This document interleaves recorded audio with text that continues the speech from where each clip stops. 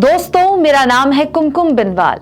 केंद्रीय मंत्री स्मृति ईरानी वैसे हैं तो देश की महिला बाल विकास मंत्री, लेकिन अपने इस मंत्रालय को छोड़ वो दूसरे मुद्दों पर ज्यादा बात करती हैं। स्मृति ईरानी बीजेपी की अच्छी वक्ताओं में से हैं, तो कहीं भी चुनाव होता है बीजेपी की स्टार प्रचारकों की लिस्ट में उनका नाम जरूर होता है, रहना भी चाहिए। गुजरात में भी ऐसा ही हो रहा है, लेकिन अपनी पार्टी के लिए प्रचार करती स्मृति ईरानी इस बार कुछ ऐसा बोल गई जो खुद सरकारी आंखों से अलहदा है। तो केंद्रीय मंत्री स्मृति ईरानी गुजरात में अपनी ही पार्टी की महिला कार्यकर्ताओं के बीच थी, प्रचार कर रही थी, लेकिन यहाँ एक मासूम बच्ची ने स्मृति ईरानी से वो सवाल पूछ लिया जिसका जवाब भी वो पॉलिटिक्स करते हुए दे गई। दोस्तों, गुजरात में चुनाव प्रचार के दौरान स्मृति ईरानी से एक बच्ची ने देश में महिला सुरक्षा पर सवाल पूछा और कहा कि भारत में अपराध की दर बहुत ज्यादा है। यूरोप के देशों में महिला अपराधों के खिलाफ बहुत से कदम उठाए गए हैं, इस पर सरकार क्या कर रही है?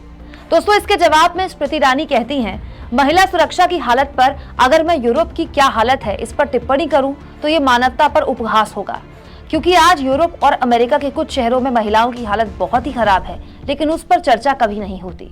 साल 2013 में निर्भया फंड घोषित किया गया था कांग्रेस की सरकार ने।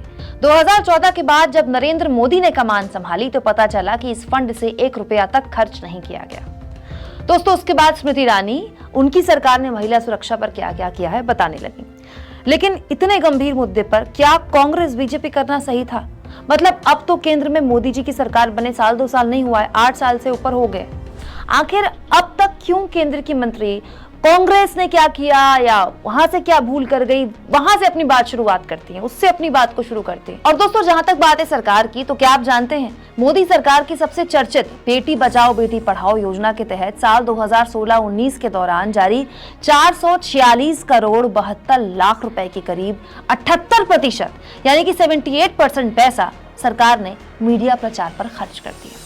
बकायदा इसके लिए संसद की एक समिति ने सरकार को सुझाव भी दिया है कि विज्ञापन पर जो खर्च हो रहा है उसको कम कीजिए और काम पर ज्यादा ध्यान दीजिए।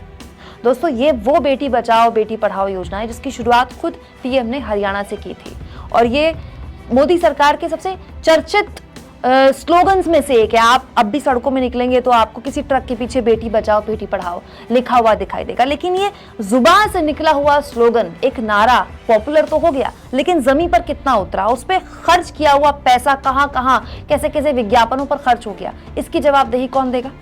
एक सरकार बजट खर्च नहीं करती और एक सरकार है जो बेटियों के नाम पर 78% बजट खर्च कर देती है विज्ञापनों पर। लेकिन इस बीच महिलाओं की सुरक्षा को लेकर जो सवाल पूछा गया ना, वो वैसा का वैसा ही वहीं का वहीं रह गया। और दोस्तों, जहां तक बात है महिला सुरक्षा की, तो एक और आंकड़ा मैं आपको देती हूँ। करीब 5 साल से ज्यादा वक्त हो गया है बीजेपी को यूपी में डबल इंजन की सरकार चलाते चलाते।